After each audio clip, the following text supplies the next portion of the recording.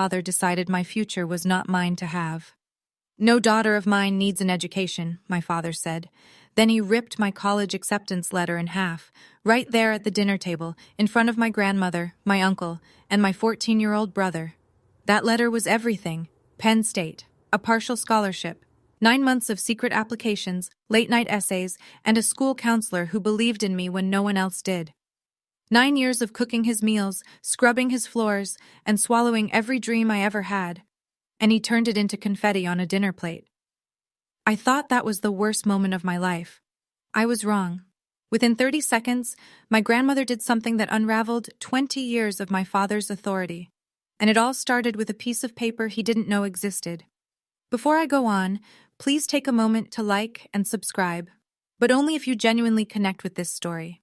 Drop your location and local time in the comments. I'd love to know where you're listening from. Now, let me take you back to the fall of my senior year, the week everything changed. The house on Maple Street looked respectable from the outside.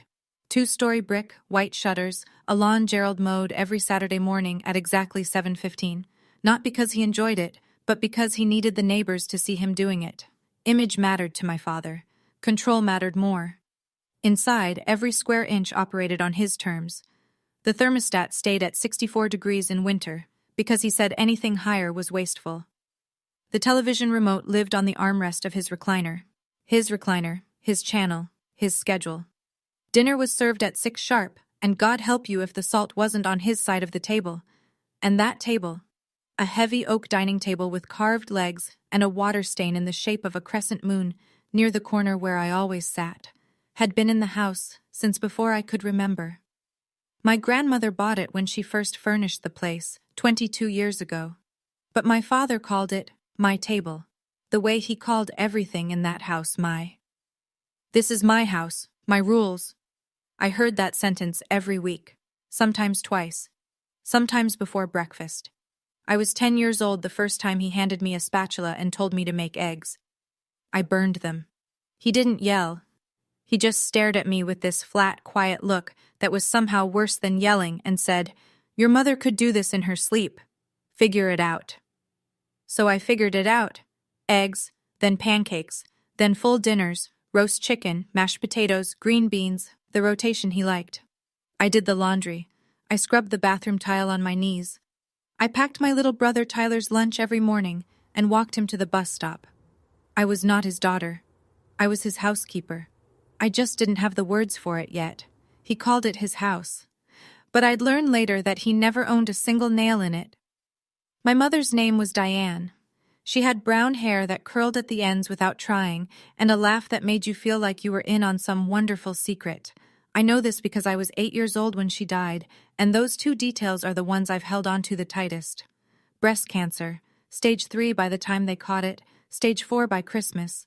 She was gone before the tulips came up in the yard she'd planted the spring before. After the funeral, my father changed. Or maybe he didn't change. Maybe the grief just burned away whatever thin layer of softness had been keeping the rest of him hidden. He moved through the house like a man sealing off rooms. First the photos came down. Every picture of my mother, off the walls, off the fridge, off the mantel, packed into a cardboard box and shoved into the garage behind the snowblower. I snuck one out. A small snapshot of her holding me at the county fair, cotton candy stuck to my chin, both of us laughing. I kept it pressed inside my biology textbook like a secret. Then the rules tightened. No mentioning Mom at the table. No crying where he could see it. No asking when things would feel normal again.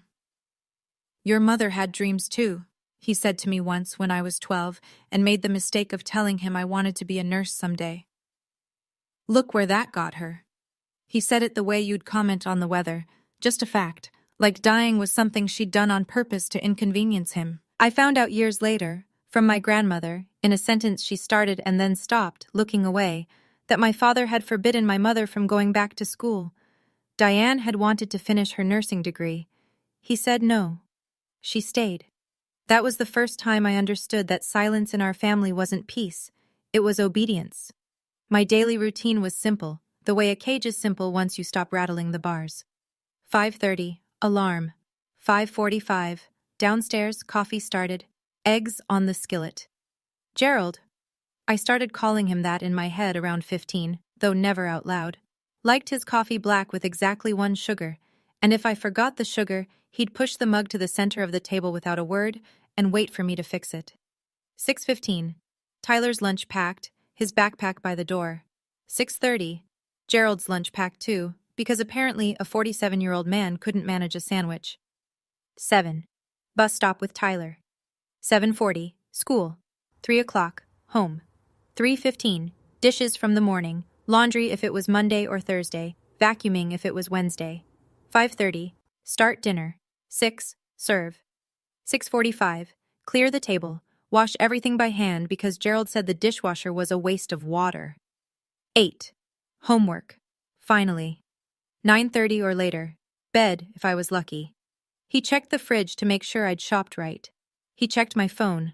A flip phone so old the hinge was held together with tape to make sure I wasn't wasting time. He didn't allow extracurriculars. No clubs, no sports, no friends over. "You've got responsibilities," he'd say, like I was 40 with a mortgage instead of 17 with a geometry test.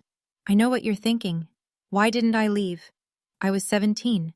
I had $11 in a mason jar under my bed. I couldn't sign a lease, open a bank account, or enroll myself in school without a guardian. My Uncle Russell was too scared of Gerald to take me in, and if I fought back, if I made noise, Gerald had one threat that silenced everything. "Keep it up, and I'll make sure your grandmother never sees you again." She was the only person left who made me feel like a person. So I stayed quiet. I stayed useful. I stayed. But that September, something arrived in the mail that changed everything, and it almost didn't reach me. Here's something Gerald didn't know. I applied to college. Not openly, not proudly. In secret, like a crime. It started with Mrs. Margaret Horner, my school counselor, a no-nonsense woman in her mid-50s with reading glasses on a beaded chain and a file cabinet she called the vault. She'd noticed things. The way I flinched when someone raised their voice in the hallway. The way I never stayed after school, never signed up for anything. Always rushed home like I had a curfew ticking down in my blood. One afternoon in January of my junior year, she asked me to stay for a minute. She closed her door, and she said, "Corinne, what do you want to do with your life?" No one had asked me that, ever. She helped me with everything. SAT prep books she lent from her own shelf. Application fee waivers. Essay drafts written during lunch in her office, the door closed, my handwriting shaking. We used the school's address as the return address on every application because Gerald checked the mailbox the way a warden checks cells, every day, without fail. But I also told my grandmother. One evening, from the phone in Mrs. Horner's office, I called Eleanor and told her everything. She listened without interrupting. Then she said, "Use my address as a backup. I'll watch for the letters." It was Eleanor who got the letter first. Penn State. Accepted. Partial scholarship. $12,000 a year. I'd need about $8,000 more for tuition and living, but it was real. It was possible. I cried in Mrs. Horner's office when Eleanor called to tell me. Quiet tears, the kind I'd trained myself to cry. No sound, no mess. "Don't worry about the money or the house," my grandmother said on the phone. "Just trust Grandma." I didn't understand the part about the house. Not yet. Eleanor said to tell Gerald at Sunday dinner. She'd be there. "Bring the letter," she said. "I'll handle the rest." What I didn't know, what made my stomach drop when I found out later, was that Gerald had already gone behind my back. He'd contacted Rosie's Diner on Route 9 and arranged a job for me starting the week after graduation. Waitressing. 30 hours a week. He'd even signed my name on the application himself. He wasn't just keeping me from college. He was building a wall around my entire future brick by brick while I was still inside it. Sunday, 6 o'clock. I set the table the way I always did, Gerald's plate at the head, his water glass on the right, his napkin folded into a rectangle because he said triangles looked sloppy. Tyler's place to his left, Uncle Russell's across from Tyler, my grandmother's chair at the other end, nearest the kitchen, where she always sat, close to the door, I realize now, like someone who always kept an exit in sight. I'd cooked the usual rotation, roast chicken, mashed potatoes, green beans with garlic. Gerald's menu, Gerald's schedule, Gerald's rules. The smell of rosemary filled the kitchen, and I remember thinking how strange it was that something could smell like home and feel like a trap at the same time. Eleanor arrived at 5:45. She wore her camel cashmere coat, the one good thing she owned, the one she wore to every family dinner like it was armor. She kissed my forehead at the door, squeezed my hand once, and set her leather handbag, structured, dark brown, worn soft at the handles, on the floor beside her chair. I didn't notice how carefully she placed it. I didn't notice that it was heavier than usual. Gerald was in a good mood. That should have been my first warning. He came downstairs whistling, clapped Tyler on the shoulder, even said, "Smells good," as he sat down. A compliment so rare I almost dropped the serving spoon. I knew why he was cheerful.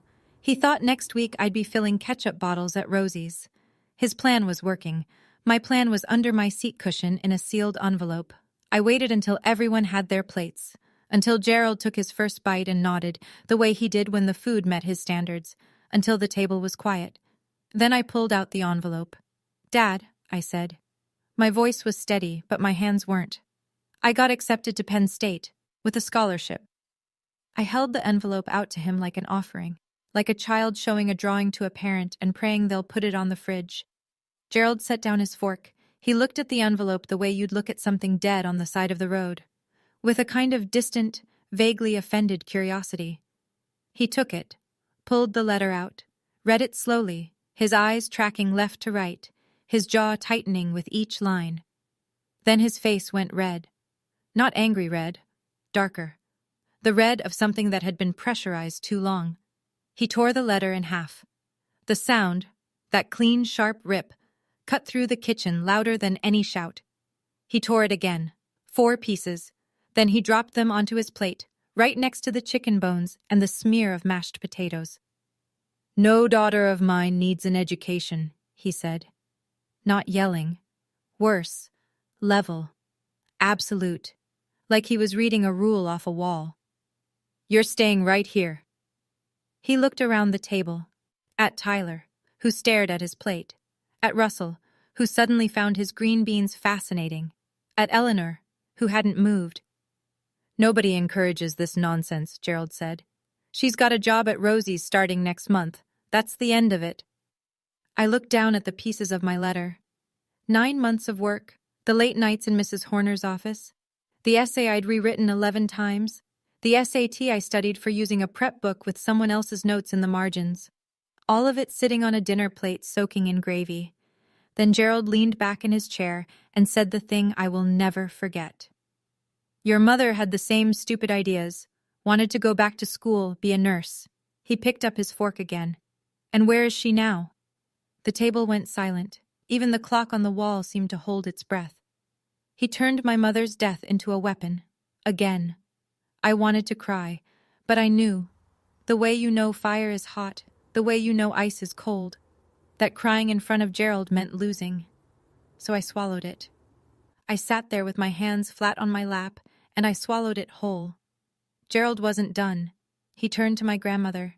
She was sitting perfectly still at the end of the table, her hands resting on either side of her plate, her face unreadable. "This is your doing, isn't it?" he said, pointing his fork at her. "Filling her head with ideas. You've always coddled her, just like you coddled Diane." He said my mother's name like it tasted sour. "And look how that turned out." Eleanor said nothing. "Clear the table, Corinne," Gerald said without looking at me. "Now, this conversation is over." I stood up. Reflex. 9 years of muscle memory carrying me toward the sink before my brain could catch up. My hands were already reaching for his plate when I heard my grandmother's voice. "Sit down, Corinne." Quiet. Not loud. But something in it stopped me cold. A firmness I'd never heard from her before, like a door locking from the inside. Gerald's eyes snapped to Eleanor. "Ma, stay out of this. This is my house, my daughter, my decision." Uncle Russell shifted in his seat. "Gerald, maybe we should talk about this." "You don't get a vote either," Gerald cut in without breaking eye contact with Eleanor. Then he turned back to me. "And while we're at it, I called Penn State on Thursday. Tried to withdraw your application myself. Told them I was your father, your guardian. His lip curled. They said they needed your signature, some policy nonsense. He leaned forward. So, you're going to sign that withdrawal form tonight. Right here at this table, in front of everyone. That was his real plan. Not just the letter. He wanted me to kill my own future with my own hand, witnessed by my own family. A public execution of the only dream I had left. My grandmother sat still for exactly 30 seconds. I know, because I was counting. 30 seconds is longer than you think when the only sound is a clock ticking and your own heartbeat and the faint scrape of Gerald's fork against porcelain because he had actually gone back to eating, that confident that he'd won. 1 Mississippi. The refrigerator hummed. 10 Mississippi. Tyler stared at the torn pieces of my letter like he was trying to put them back together with his eyes. 20 Mississippi. Uncle Russell's hand was wrapped around his water glass so tight his knuckles were white. 30.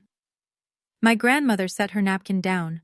She folded it, neat, precise, placed it to the right of her plate the way she always did, like even this small act deserved dignity. Then she pushed her chair back and stood up. She moved slowly. Not frail, deliberate. She walked to the coat closet by the front door and took out her camel cashmere coat. She put it on, one arm at a time, and buttoned it at the waist with steady hands. Gerald looked up from his plate. Where are you going? Dinner's not over. Eleanor walked back to the table. She stood behind her chair.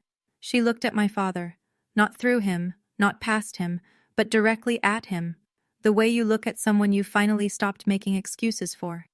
And she said 2 words. Pack her bags. Gerald laughed.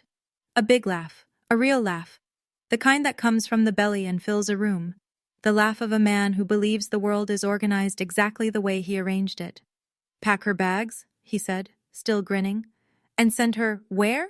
With what money? My grandmother didn't answer. She reached down, unclasped her leather handbag, and pulled out a stack of papers held together with a single staple. What she put on the table next was the reason my father had been living like a king in a castle that was never his. It was a deed, a property deed, notarized, stamped, filed with the county recorder's office, every line crisp, every signature verified, and at the top, in black ink that 22 years hadn't faded, one name, Eleanor M. Leland, sole owner, not Gerald and Eleanor, not the Leland Family Trust, just her, one name, one woman, one signature. This house has been in my name since 2002, Eleanor said. Her voice didn't waver. I bought it with your father's life insurance money and my savings after he passed. I let you live here rent-free because you were grieving and you had 2 children who needed a roof. She paused. But I never, not once, signed this house over to you, Gerald. There is no transfer. There is no agreement. The deed is mine. It has always been mine. Gerald's smile collapsed. Not all at once. It went in stages, like a building losing floors. First the corners of his mouth, then the light in his eyes, then his entire posture, sinking an inch in the chair he'd been sitting in like a throne. He looked at the deed. He looked at Eleanor. Then he forced out a laugh, smaller this time, thinner, the laugh of a man looking for the punchline. So what? He said. You're going to kick me out? Your own son? I'm giving you a choice, Eleanor said. Corinne goes to Penn State this fall, with my financial support. You let her go. You support her, and you keep living here. She tilted her chin slightly. Or you fight this, and I call my attorney tonight. Uncle Russell leaned forward and picked up the deed, reading it. His eyebrows climbed his forehead. He set it down without a word, but the look he gave Gerald was one I'd never seen from him before, something between shock and a quiet, long overdue recognition. Tyler's mouth was open. He was looking at me, then at Eleanor, then back at me, like he was watching the world rearrange itself. And me? I sat there staring at that piece of paper, and one thought repeated itself over and over. 20 years. He told us this was his house. He made every rule, controlled every corner, decided who ate, who spoke, who mattered. All of it built on a lie he never bothered to verify. Gerald's face cycled through something I'd never seen before. Confusion, then fury, Then a hard, brittle composure, like a man patching a cracked wall with his bare hands. He pushed the deed to the side of the table. "You think a piece of paper scares me?" he said. "I've been maintaining this house for 20 years. 20. I paid the electric, the water, the gas. I fixed the roof when it leaked. I replaced the furnace in 2019. He jabbed his finger against the table. I put my sweat into these walls. You think any court would just hand it to you?" He was reaching. I could see it. He was building a case the way he built everything, loud and fast, hoping no one would check the foundation. Eleanor didn't respond.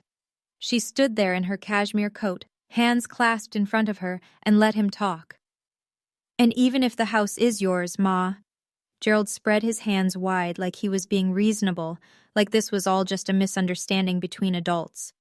"I'll fight it. I'll get a lawyer. You really want to drag your own family to court?" That was his card. Guilt. The same tool he'd used on me for 9 years, on my mother before that, probably on Eleanor before that. The threat wasn't legal, it was emotional. "You'll be the one who broke this family." Then he turned to me. His voice dropped, low, almost gentle, the way a trap sounds when it's being set. "Tell your grandmother to stop this circus, Corinne. You know this is your home. You want to destroy this family over a school?" He wanted me to choose, family or future, loyalty or freedom. The same impossible choice he'd been forcing on every woman in his life for as long as I could remember. My grandmother didn't argue. She didn't raise her voice. She reached into her handbag again. It was a flip phone. Old, silver, small, almost identical to the one Gerald had given me, the one he tracked and monitored. But Eleanor's was hers, paid for with her own money, listed under her own name. She pressed one button. Speed dial. The kitchen was so quiet I could hear the tinny ringing through the speaker. 1 ring, 2 rings, then a click. "Hello, David? It's Eleanor Leland." Her voice was conversational, almost pleasant, like she was confirming a lunch reservation. "I need you to begin the process we discussed. Yes. The 30-day notice." A pause. "Yes. Tonight." Another pause. "Thank you, David. I appreciate it." 40 seconds. She closed the phone and slipped it back into her handbag. Gerald stared at her. The laugh was gone. The bluster was gone. What was left was something rawer. The look of a man hearing a sound he can't identify in the dark. "You're bluffing," he said, but his voice cracked on the second word. "Gerald," Eleanor said, and for the first time, I heard something almost like sadness in her tone. Not for herself, but for him, for the version of her son she'd spent 20 years hoping would show up. "I have never bluffed a day in my life. You have 30 days, or you let Corinne go to college." She picked up her handbag. "Choose." "Let me explain something." David Mercer was Eleanor's real estate attorney. She hadn't called him on impulse. She'd consulted him 2 weeks earlier, right after Gerald had ripped up the first piece of mail from Penn State, an orientation packet, right in front of me at breakfast without a second thought. That was when Eleanor began preparing the paperwork. The eviction documents were already drafted. She was just waiting for Gerald to cross the last line. He crossed it with confetti on a dinner plate. Eleanor walked to the front door, then stopped. She turned back. Not to Gerald, but to me. "Pack a bag, honey. You're coming home with me tonight." I stood up. Not fast, not dramatic, just up. The way you stand when you've decided something and your body finally agrees.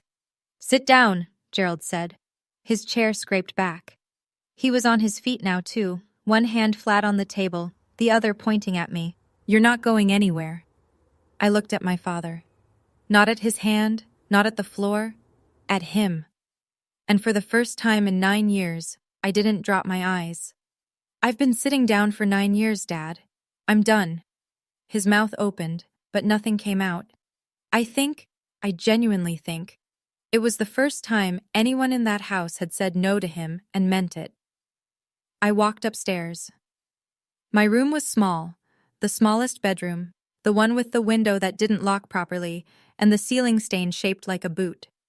My backpack, a faded JanSport I'd had since freshman year, was already half packed. Mrs. Horner had told me months ago to keep a go bag ready. "Just in case," she'd said. At the time, I thought she was being dramatic. She wasn't. I grabbed it. Clothes, toothbrush, the SAT prep book, my journal. Then I reached into my biology textbook and pulled out the photo of my mother at the county fair. Cotton candy, laughter, a version of my life that Cancer and Gerald had erased. I slipped it into my jacket pocket, against my heart. Tyler was standing in the hallway, 14 years old, still in his baseball jersey, his eyes red. Corinne. I pulled him into a hug. He was almost my height now. I'm not leaving you, I said into his hair. I'm just leaving this. I went downstairs. Gerald stood at the bottom of the staircase blocking the door. If you walk out that door, he said, and his voice was shaking now, don't come back. I walked past him. He didn't move to stop me. I think some part of him knew, had maybe always known, that the only thing keeping me there was the lock, and the lock had just been changed. Eleanor had the car running, headlights on, engine humming, the passenger door already open. Behind me, I heard Russell's voice, quiet, almost apologetic, but clear enough to carry. I'll bring the rest of her things tomorrow, Ma. It was the first time Uncle Russell had ever gone against Gerald in front of the family. It would not be the last. I got in the car. I put my backpack on my lap. I didn't look back at the house. Eleanor pulled out of the driveway, and for the first time in 9 years, Maple Street got smaller behind me. I want to pause here for a moment. If you've ever had to leave a place you thought was home, whether it was a house, a relationship, or just a version of yourself you'd outgrown, you know what that drive felt like. If this story is hitting close, tap that like button so I know you're here.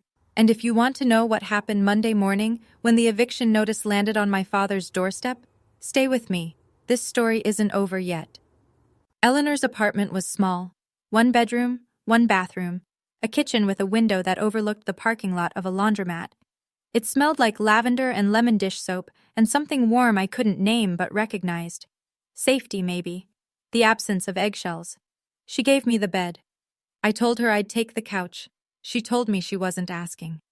I've slept on worse, she said, pulling an extra blanket from the hall closet. Your grandfather snored like a diesel engine for 41 years. A sofa is an upgrade. I lay in her bed in the dark, staring at the ceiling, and the voice in my head was not my own. It was Gerald's. You just destroyed your family. You're selfish. Who do you think you are? 9 years of his voice, embedded in me like splinters. I could leave the house, but I couldn't leave that. A knock on the door. Eleanor came in with a mug of warm milk and sat on the edge of the bed. She didn't say anything for a while. Then, your mother would be so proud of you tonight. That broke me. Not Gerald's cruelty, not the torn letter, not the walk past him at the bottom of the stairs, but those 7 words, spoken quietly in a small bedroom that smelled like lavender. I cried, not the silent, controlled tears I'd trained myself to produce. Real crying. The ugly kind. The kind I hadn't allowed myself since I was 8 years old. Eleanor held my hand and let me finish. Then she told me something I wasn't expecting. She'd opened a savings account in my name when I was 10. $200 a month from her teacher's pension, every month, for 7 years. It's at $16,800, she said, as matter-of-factly as if she were reading a grocery receipt. Between that and the scholarship, you'll be fine for the first year. We'll figure out the rest. I wiped my face. Grandma, why didn't you do this sooner? She was quiet for a long time. Long enough that I thought she hadn't heard me. Because I kept hoping he'd change, she said. That was my mistake. Gerald didn't wait long. The calls started the next morning. Eleanor's phone rang at 7:15. She looked at the screen, silenced it, and went back to making toast. It rang again at 7:20. 7:31, 7:45. She let everyone go to voicemail. Then he called me. The first time his voice was soft, almost unrecognizable. Come home, sweetheart. We can talk about this. I was upset. I said things I didn't mean. Let's sit down like a family. I didn't answer. I just listened. 2 hours later, the second call. The sweetness was gone. You're making a fool of yourself, Corinne. The whole town is going to know about this. You want people talking? You want that on you?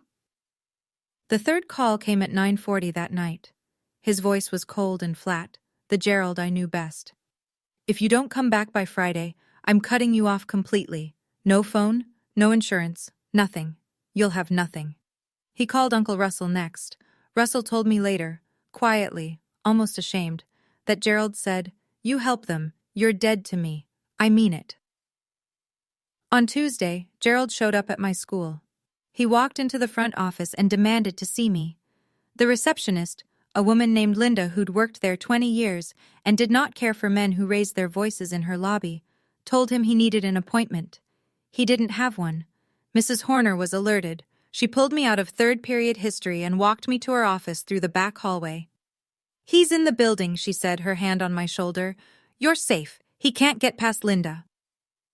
That evening, Gerald posted on Facebook. I saw it because 3 classmates sent me screenshots within an hour.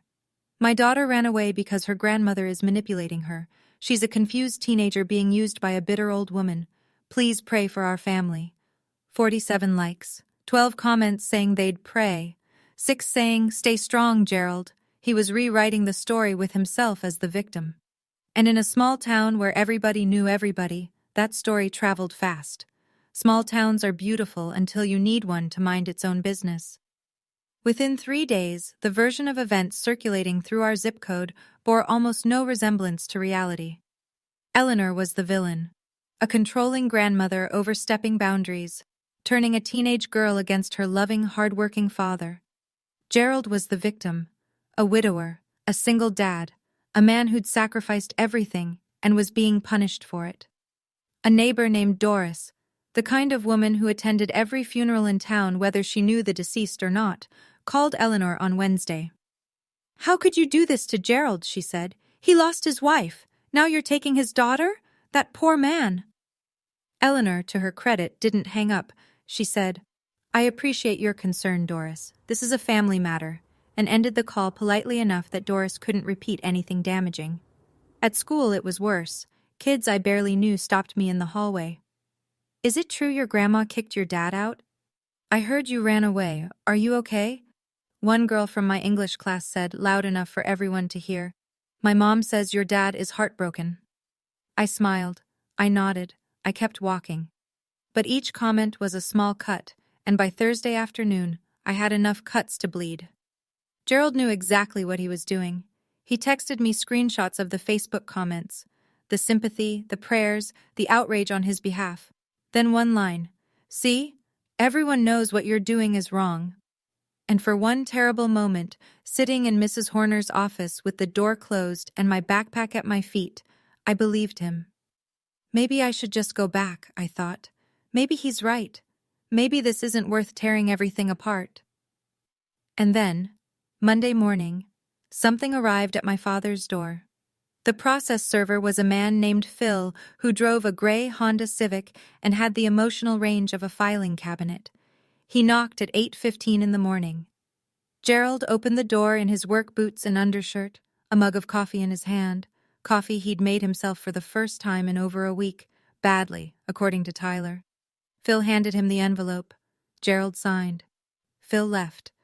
Inside, a 30-day notice to quit, issued pursuant to 68 Pennsylvania Consolidated Statutes, Section 250.501. Property address, 114 Maple Street. Owner, Eleanor M. Leland. Occupant, Gerald R. Leland. The notice informed Gerald that he had 30 days to vacate the premises or face a formal eviction action filed with the Magisterial District Court. It was real. It was legal. It was happening. Gerald called Eleanor immediately. I know because I was sitting at her kitchen table eating cereal when her phone rang and she put it on speaker. "You can't do this to your own son!" His voice came through distorted, the way sound warps when someone is screaming into a small microphone. "I gave you a choice, Gerald," Eleanor said. She was holding her coffee with both hands, looking out the window at the laundromat parking lot. "You made yours." She hung up. Gerald went looking for a lawyer. In a town our size, the options were limited. The first attorney he called, a woman named Janet Polk, declined. Conflict of interest. She'd already consulted with Eleanor on a separate matter years ago. The second lawyer, a man 2 towns over, agreed to review the case. After looking at the deed, the tax records, and the complete absence of any lease or written agreement, he told Gerald the truth. If the deed's in her name and there's no lease, you're a month-to-month tenant at best. She has every right to do this. That same evening, Tyler called me from his friend's phone. His voice was small and careful, the way you talk when someone is sleeping in the next room. "Dad hasn't cooked once since you left," he whispered. "He doesn't know where the plates are." That night, Eleanor and I sat on her sofa with mugs of chamomile tea, and she told me the truth. The whole truth. The version she'd been carrying for decades. "Your grandfather," she began, and stopped. She took a sip, started again. "Harold was a good provider. People liked him, but behind our front door, he was a different man. He decided what I wore, where I went, who I could talk to. I wanted to teach. I had the degree, I had the certification, but he said a wife's place was in the home." She looked at her hands. "I lost 15 years waiting for him to change his mind." She didn't teach until Harold died. She was 51 years old on her first day as an elementary school teacher. 51. When I saw Gerald doing the same thing to Diane, I thought I was watching a rerun of my own life. Eleanor set her mug down. "I told your mother to leave," she said. "I can't. He'll take the kids." Eleanor's voice thinned. She was right, probably. And then she got sick, and it didn't matter anymore. "The house," she explained it plainly. After Harold died, his life insurance paid out. Not a fortune, but enough. Eleanor combined it with her teaching savings and bought the house on Maple Street outright in 2002. Gerald had just lost Diane. Tyler was 5, I was 8. He needed stability, and she gave it to him, rent-free, no questions asked. But she never transferred the deed. "I told myself it was because the paperwork was complicated," she said. "That was a lie. The truth is, I knew. I knew who Gerald was becoming, and I kept that deed because somewhere in the back of my mind, I believed that one day I might need it." She was right. It just took 20 years. She reached under the sofa cushion and pulled out a manila folder. Property tax records, every year, all 22 of them. Her name on every receipt. A printout of an email from David Mercer confirming the title was clear. Then she said something that made the room go very still. "There's one more thing. Your mother left you a letter." I asked about the letter. Eleanor shook her head. "Not yet, sweetheart. When you're ready." I wanted to argue, but something in her face told me she'd been guarding that letter for 9 years, and she wasn't going to hand it over at 11 o'clock on a Tuesday. She'd know the right moment. She always did. So instead, we prepared. David Mercer's office was above a hardware store on Main Street. He was a calm, gray-haired man in his 60s who spoke in complete sentences and kept a framed photo of his golden retriever on his desk. Not the kind of lawyer you see on television, the kind you actually need. He walked us through everything. The deed was unambiguous. Eleanor was the sole legal owner. Gerald had no lease, no rental agreement, no written promise of any kind. Under Pennsylvania law, he was what's called a tenant at will, someone occupying property with the owner's permission, which the owner could revoke with proper notice. "The 30-day notice has been served," David said. "If he doesn't vacate, we file for eviction with the Magisterial District Court. A hearing will be scheduled within 10 days of filing." He looked at me. "How old are you, Corinne?" 17. I turn 18 in July." He nodded. "Your grandmother can serve as your financial sponsor for Penn State.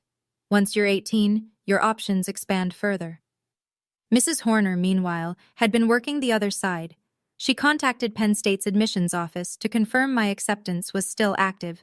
Gerald hadn't managed to withdraw it because they required my signature, which he didn't have.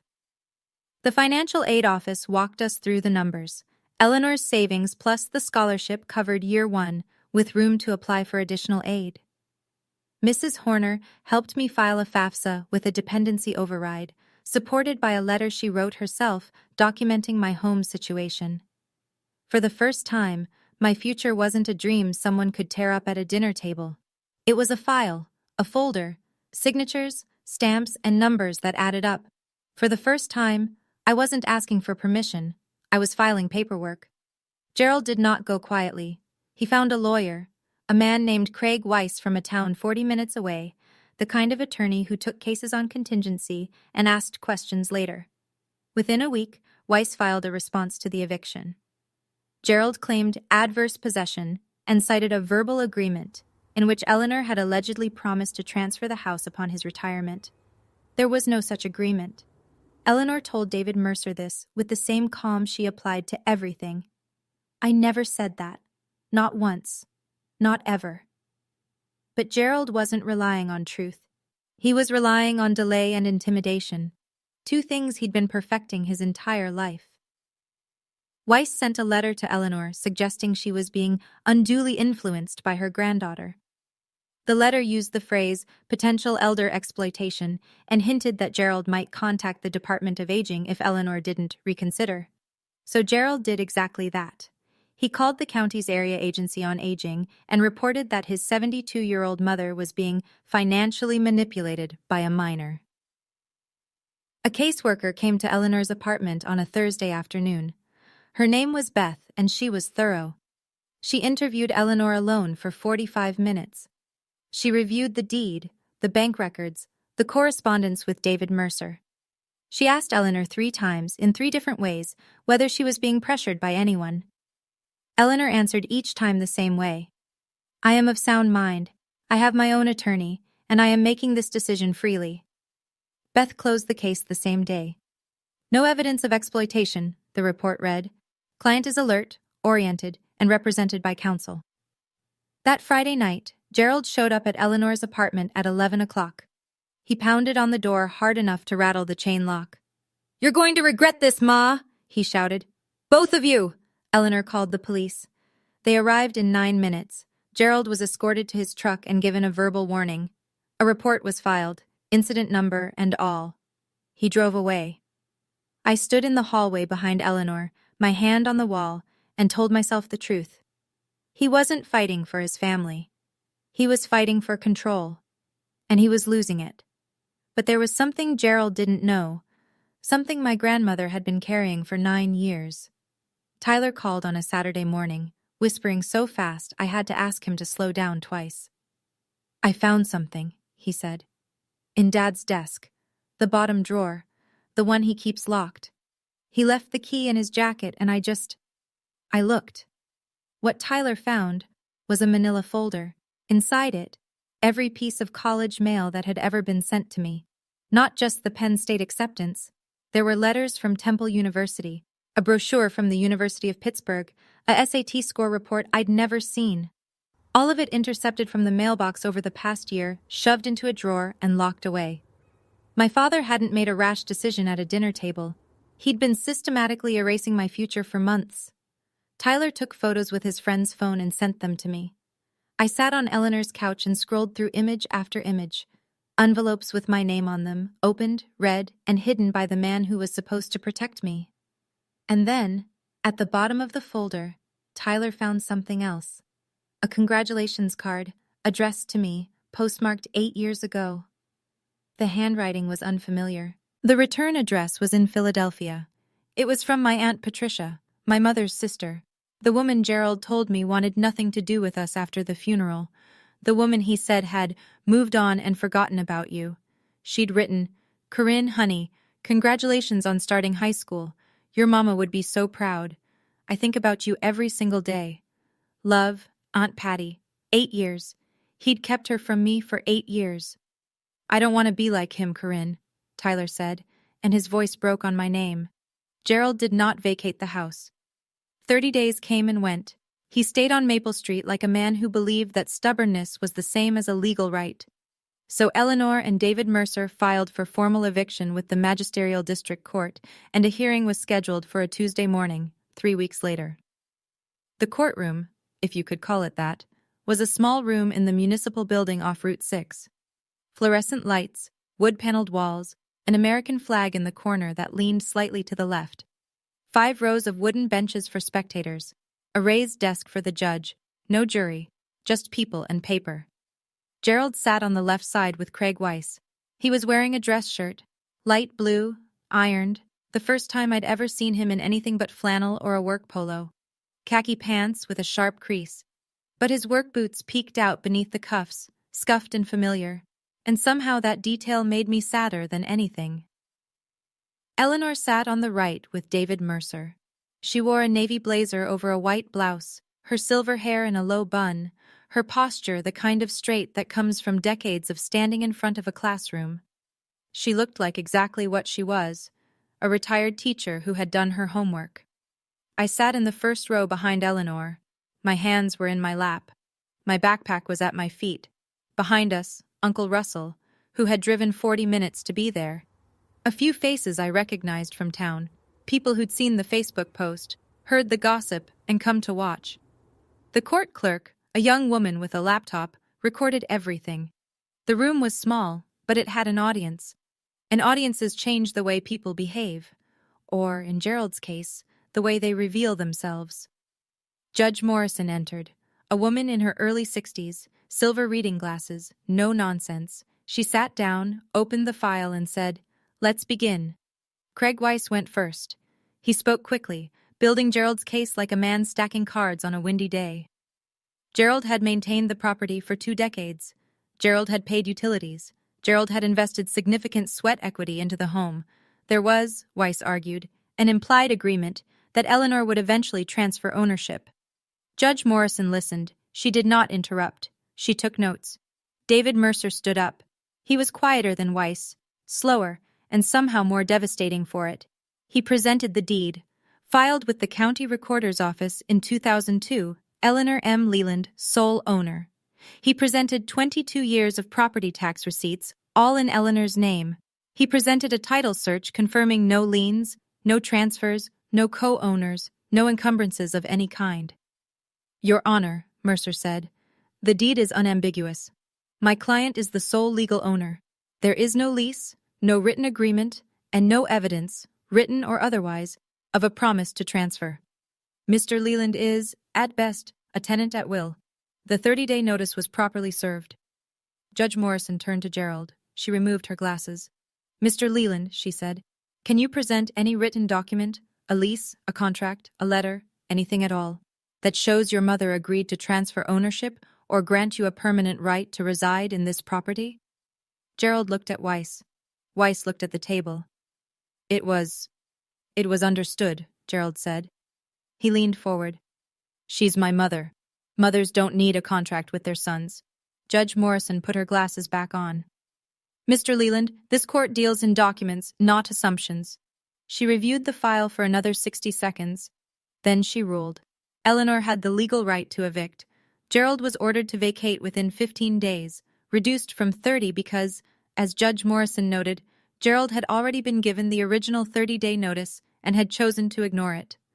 Gerald shot to his feet. His chair scraped back against the tile floor loud enough to make the clerk flinch. "This is insane!" he shouted. "She's doing this because of a girl who wants to go to school?" The room went silent. Every person on those wooden benches heard it.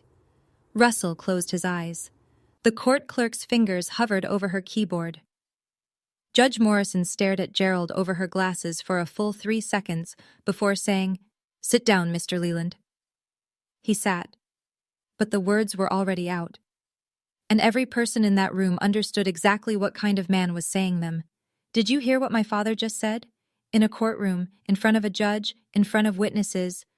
Because of a girl who wants to go to school. A girl. Wanting to learn." That was the emergency. If that sentence hit you the way it hit me, drop a comment below. I read every single one. And if you're in the middle of your own fight right now, you're not alone. Subscribe and come with me to the end. The next part is the part I'll never forget. The courthouse parking lot was half empty and too bright. One of those crisp fall mornings where the sun hits the asphalt at an angle that makes everything look overexposed, like a photograph with the contrast turned up too high. Gerald stood next to his truck, a rusted F-150 with a cracked taillight and a faded bumper sticker that read "Support Local Plumbers." He had his keys in his hand, but he wasn't moving. He was looking at Eleanor and me as we came down the steps, David Mercer holding the door behind us. "You took everything from me," Gerald said. His voice was different, not loud, not mean, just hollow. A man standing in the rubble of something he'd built, not understanding that the foundation had never been his. Eleanor stopped on the bottom step. She looked at her son, her only son, and I saw something move across her face that I'd never seen before. Not anger, not satisfaction. Something heavier. The weight of a woman who knew she was right, and wished she didn't have to be. "I didn't take anything, Gerald," she said. "I just stopped giving." Russell walked up beside Gerald and put a hand on his shoulder. Gerald flinched but didn't pull away. "You can stay with me," Russell said, "as long as you need, but you need to let Corinne go." Gerald didn't answer. He opened his truck door, got in, and drove off. No goodbye, no last word. Just the engine and the gravel and the shrinking red of his taillights. I watched him go. I waited to feel something triumphant, some rush of justice, some cinematic swell. It didn't come. What came instead was quieter. Not joy, not sadness, just space. A vast unfamiliar openness where his voice used to be. On the drive home, my phone buzzed, a number I didn't recognize. "Corinne? It's your Aunt Patty. Tyler found my card and called me. I've been trying to reach you for 8 years." I called her back from Eleanor's kitchen, sitting on the counter with my feet dangling, the phone pressed so hard against my ear I could feel my pulse in my cheekbone. Patricia's voice was warm and cracked at the edges, like a mug you loved too much to throw away. She told me everything. She'd sent letters, birthday cards, Christmas packages, every year, for 8 years. Gerald told her, once, on the phone, in a tone she said she'd never forget, that Corinne and Tyler don't want to hear from you, and that she should respect the family's wishes. Then he blocked her number. She told me she'd contacted a lawyer once about visitation rights, but since she wasn't a legal guardian, and Gerald wasn't technically denying access, just intercepting. There wasn't much she could do without proof. "I never stopped thinking about you," she said. "Not one day." Patricia lived in Philadelphia. She was a registered nurse at a hospital downtown. A nurse, the same career my mother had wanted and Gerald had crushed before it started. The coincidence sat in my chest like a stone. "Your mom talked about you constantly," Patricia said. "She wanted you to have everything she couldn't. She used to say, 'Corinne's going to be the one who makes it out.'" I was crying again, freely this time. No swallowing, no hiding, no watching the door. "Come visit before school starts," Patricia said. "Philly's only 3 hours from Penn State. You'll have family close." Family. The word felt different now, not a chain, but a net. The night before I left for Penn State orientation, Eleanor sat me down on the edge of her bed. She was holding a small wooden box, cedar, no bigger than a shoebox, with a brass clasp that had gone green with time. "I was waiting for the right moment," she said. "I think this is it." She opened the box and handed me an envelope. It was cream-colored, soft at the edges from years of being held and put back, held and put back. My mother's handwriting on the front. Round letters, careful, the kind of penmanship that belongs to someone who was taught by nuns. For Corinne, when she's ready to fly. "She wrote it during treatment," Eleanor said. "She knew she might not." She stopped, pressed her lips together. "She gave it to me and said, 'Give it to her when she needs it most.' I've been carrying it for 9 years." I opened the envelope with hands that would not stay still. The letter was 2 pages long, written on lined notebook paper, the ink slightly smudged in places, tear stains I realized later, some hers and now some mine. She didn't write about Gerald. She didn't write about cancer. She didn't write about regret, or at least not in the way I expected. She wrote about me. She wrote about the morning I'd made her breakfast in bed when I was 7, burnt toast and orange juice with pulp I'd tried to strain through a paper towel. She wrote about the time I'd memorized every constellation on a placemat from a diner and recited them to her in the backyard. She wrote about the way I laughed, which she said sounded like bells being shaken loose. And near the end, in handwriting that had grown unsteady, she wrote the line I carry with me everywhere. "Don't let anyone tell you what you're worth, especially not the people who are supposed to love you." I read the letter 3 times, the first time through tears, the second time through something deeper, the third time because I wanted to hear her voice, and this was the closest I would ever get. Eleanor was crying too. Quietly, the way the women in my family had always cried, like sound was something we'd been taught to ration. "She asked me to wait until you were ready to fly," Eleanor said. "I think you're ready." I held the letter against my chest and breathed, and for the first time the ache of missing my mother didn't feel like a wound. It felt like a compass.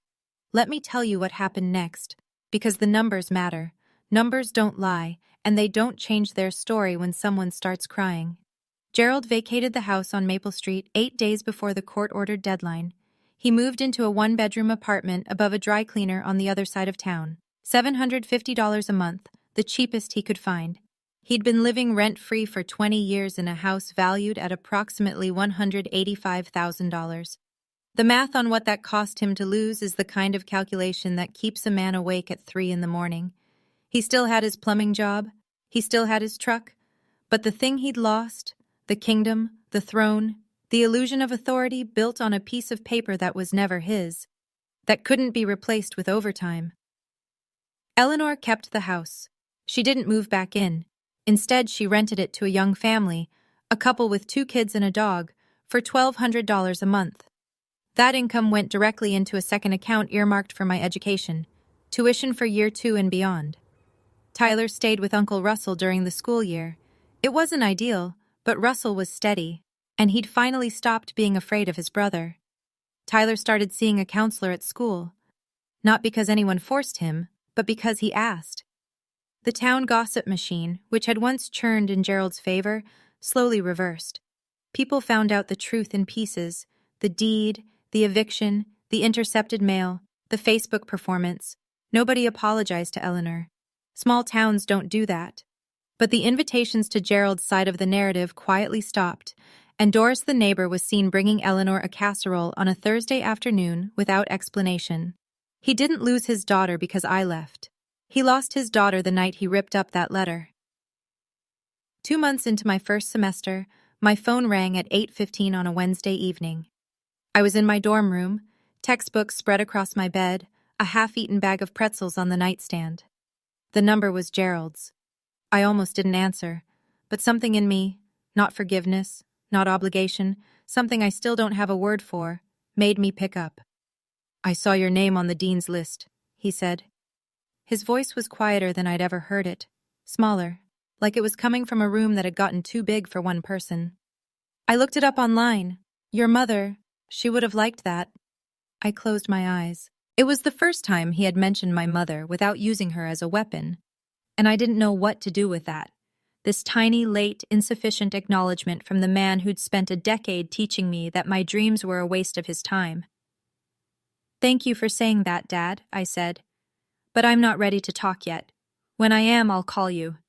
I hung up. I sat in the silence of my dorm room and listened to my own breathing. I didn't feel angry. I didn't feel relieved. I didn't feel the satisfaction people expect you to feel when the person who hurt you finally shows a crack in their armor. I just felt clear. Forgiveness isn't something I owe him. Maybe it'll come one day. Maybe it won't. But my education, my future, those were never his to take. Penn State in October is the kind of beautiful that earns its keep. The maples on the quad burn orange and red, and the air smells like wood smoke and possibility. And everywhere you look, there are people carrying books and coffee, and the quiet assumption that they belong here. I belonged here. My dorm was a cinder block box on the 3rd floor of East Halls, shared with a girl named Rachel who talked in her sleep and kept a collection of succulents on the windowsill she'd named after Supreme Court justices. She was strange and kind, and the first friend I'd made based entirely on who I was, not who I was related to or what I could do for them. I declared pre-nursing.